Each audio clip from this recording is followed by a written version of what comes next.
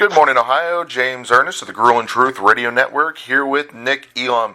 Nick is, of course, world famous for his ending to basketball games. And, of course, the TBT. Nick, thank you for joining us today. Hey, it's great to be with you. So tell us, what have you been up to? Are you professoring? Are you principaling? What have you been getting into? Yeah, I'm closing in, wrapping up my third year as professor at Ball State University. Excellent. And so how's that treating you? Oh, it's a job I enjoy very much. I work with graduate students who want to go on to become school principals and school administrators, so that stems from my own experience as a school principal myself. So that's my full-time job, and then I also have a part-time job that I'll be returning to here very soon, going into my 15th season as a grounds crew member for the Cincinnati Reds. Nice. And then also, as you know, I've had this independent project going on for about 13 years now of looking at ways to improve the style and the quality of play at the end of basketball games, and that project has really picked up steam. Oh, I would say so. I mean, first off, you have the TBT that does the ending. So would you tell us about the ending, how it works? What's the gist? Sure. So the idea is not to change basketball. Really, it's to do the opposite, to preserve a more natural style of play all the way through the end of the game. So the Elam Ending, in a nutshell, is just that you would play most of the game with the clock, and you play the last part of the game without a clock. Now, for TBT, they shut off the clock at the 4-minute mark of the fourth quarter, and then they play to a target score equal to the leading team score plus 8. So, for example, let's say the score is 65-60. When you get to the 4-minute mark, all right, we're going to shut off the clock and we're going to play first team to 73 wins the game. And the idea is that without that clock at the end of the game, you're just playing to a target score. If you're ahead, you can't just stall and play passively. You have to keep playing assertively to get to the target score. If you are behind, you don't have to foul and hand away free points at the free throw line. You can continue to get defensive stops.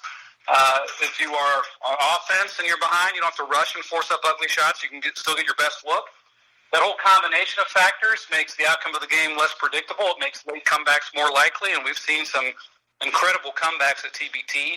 And every game ends with the swish of a net, so you get more memorable game-ending moments. Oh, I agree with you 100%. Last year, covered in person, and the game quality, like you said, was so much better. It was so more organic of an ending as opposed to, like you said, sometimes you watch NCAA tournament and all, and it gets down to the end of the game, and they're just playing slap each other, and oh, it just becomes horrible. It's not real basketball. I love that. I love that word you use, organic, and because that's really the whole idea. Again, is that if you watch the end of a game with the Elam Ending and compare it to what you might see under the regular format with the clock, I'm telling you, the final stretch of the game looks more like real basketball with the Elam Ending than it does when you have a clock there and everybody's preoccupied with how they're going to manipulate the clock.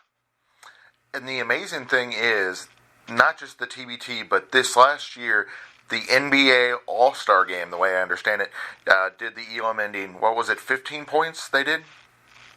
So they had called me, I guess I'll back way up to 2007, and that's when I first thought of this idea of getting rid of the clock at the end of the game. And I laid out a few different versions of that. One of those, my preferred version is where you just get rid of the clock for the final stretch of the game. I had another version that I preferred at the time where you would get rid of the clock for the entire second half of a game, but then also another version where you get rid of the clock for the entire fourth quarter. Well, the NBA used the version where you get rid of the clock for the entire fourth quarter. They set it to a plus 24 setting to honor Kobe Bryant, and it worked out really well. The credit goes to the players. The lion's share of the credit goes to the players because they're the ones out there playing their hearts out. But it was just phenomenal. I've never seen that kind of intensity, especially defensive intensity, at an NBA All-Star game, and the format really got rave reviews. Exactly. It was a great event. I mean, and then like you said, how they honored Kobe was a great way of incorporating him into the ending. So I mean, it just all the way around, it was a lot more, like competitive and a lot more exciting of a game. Yeah, and again, because I got to be there in the arena in Chicago while it unfolded, and so that was That's something that I've always tried to do is, obviously after the fact I go and kind of dissect the game possession by possession and crunch all the numbers, but I try to go to as many of these games live as I can to get just a feel for the atmosphere in the arena, things that you can't really measure. And so, it was an honor that the NBA sent me to the All-Star game, and I can tell you, I mean, just the energy in the arena, it felt like a playoff game rather than what you might see in an All-Star game, where a lot of times the most exciting part of the game are the introductions, the pregame introductions. So you're probably up there in Columbus, are you?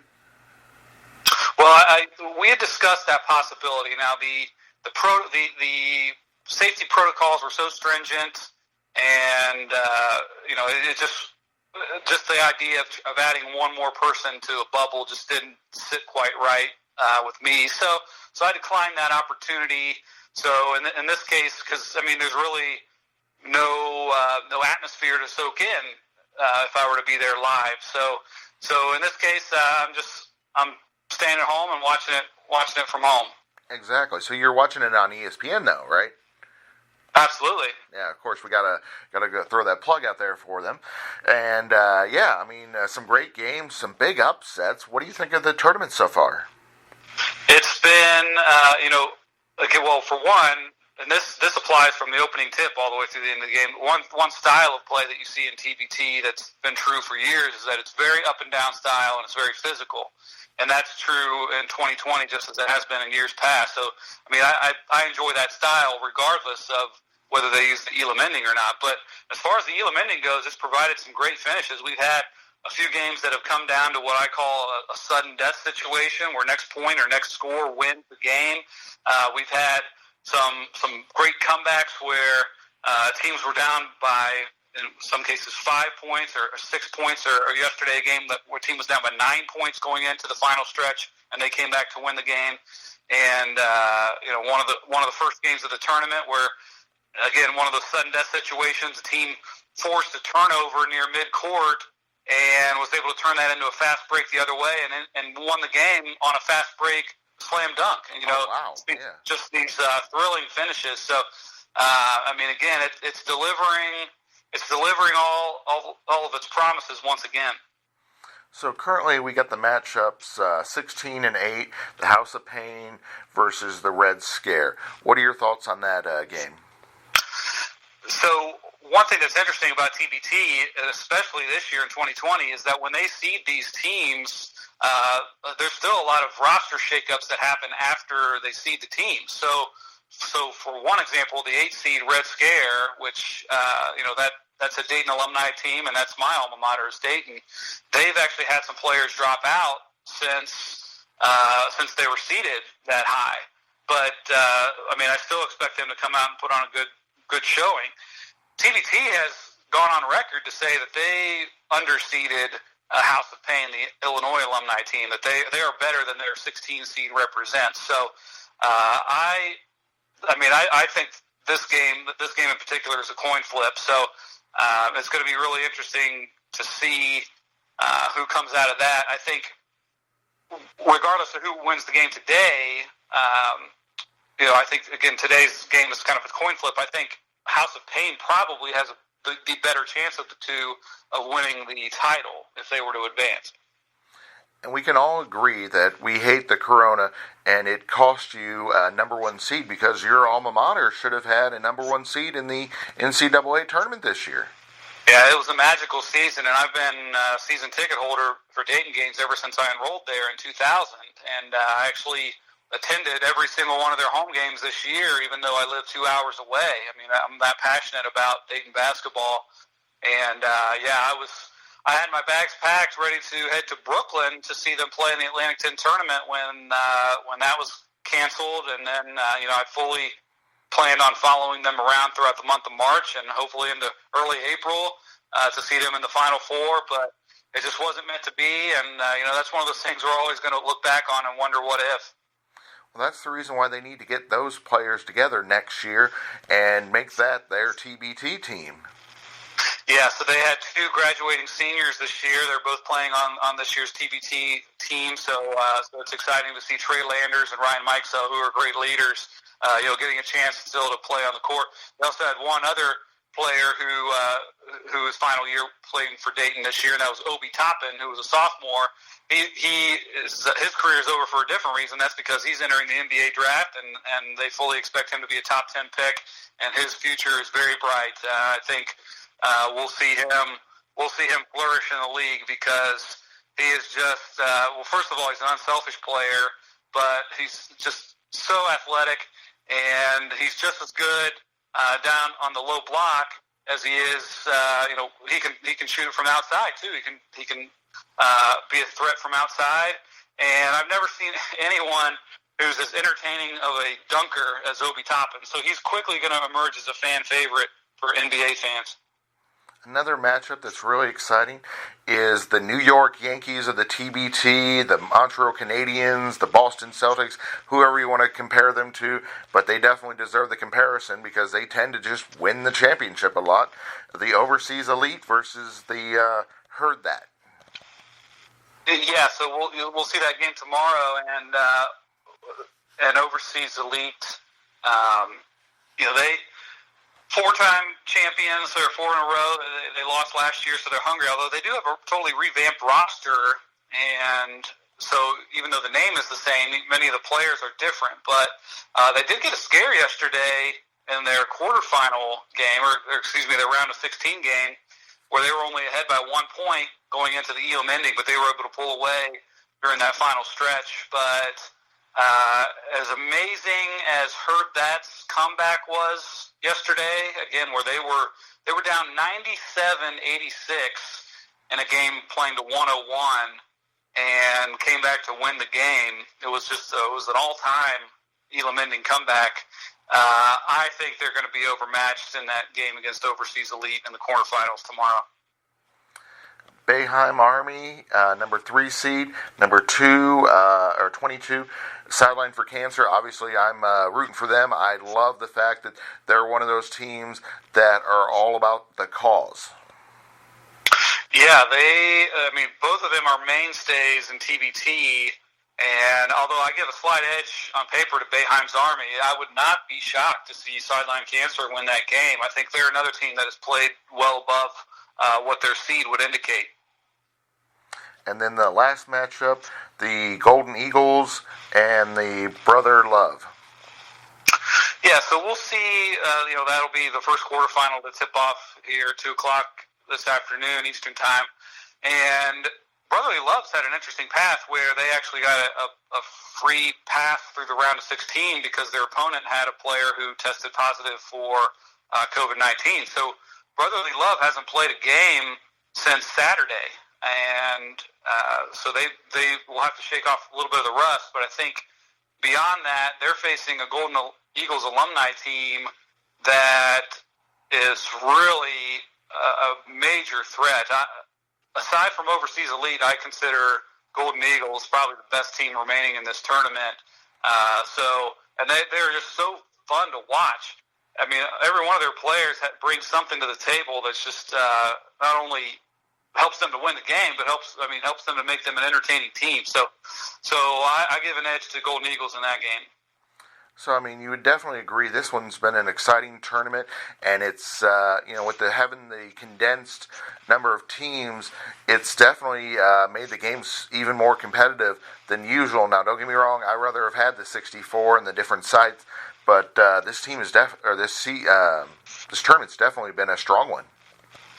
It has, and that's a credit to John Mugar, who is the founder of TBT, and so many people behind the scenes, because this has just been such a logistical challenge to pull this off, and they've done an amazing job. And I mean, they're serving really as a model to other leagues and other sports on how to execute, an event like this and still keep players safe and still keep the production and presentation quality high. So it's been an amazing, from an on-court standpoint for sure, but also off the court just as much. And hopefully next year they'll be able to go back to those cities that they had this year, because obviously, they had Columbus as part of it, but your favorite part, I would bet, would be the championship game in Dayton.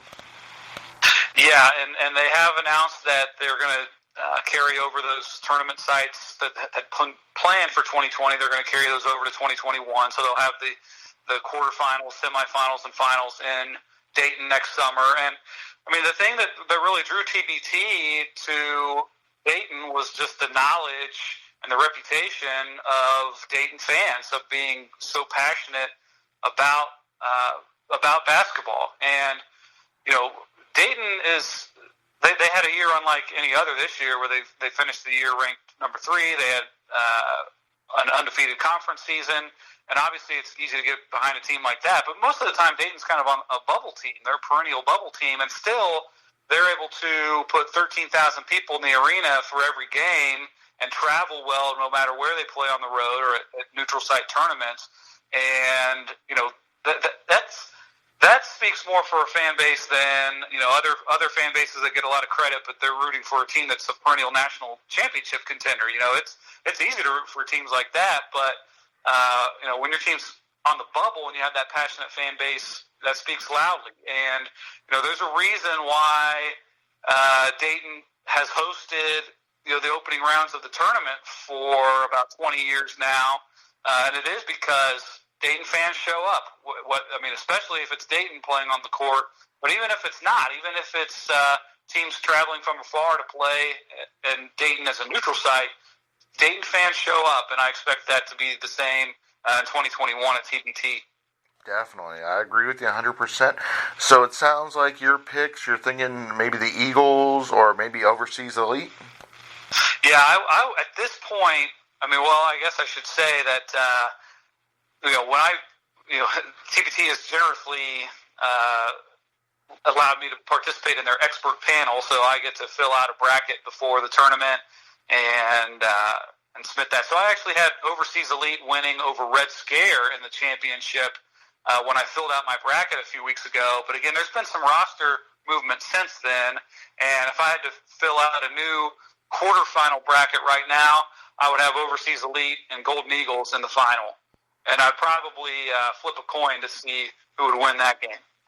Sounds great. Sounds like it's going to be a lot of fun and be very competitive. Where can we watch the games, and where on social media and where on the web should we follow you in the TBT?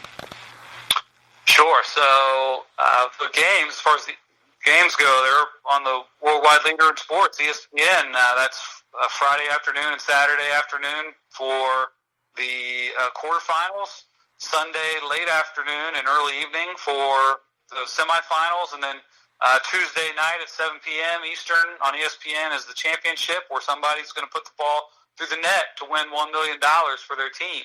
As far as social media, you can follow me at Elam Ending. Sounds great. Thank you for joining us, Nick. Thank you.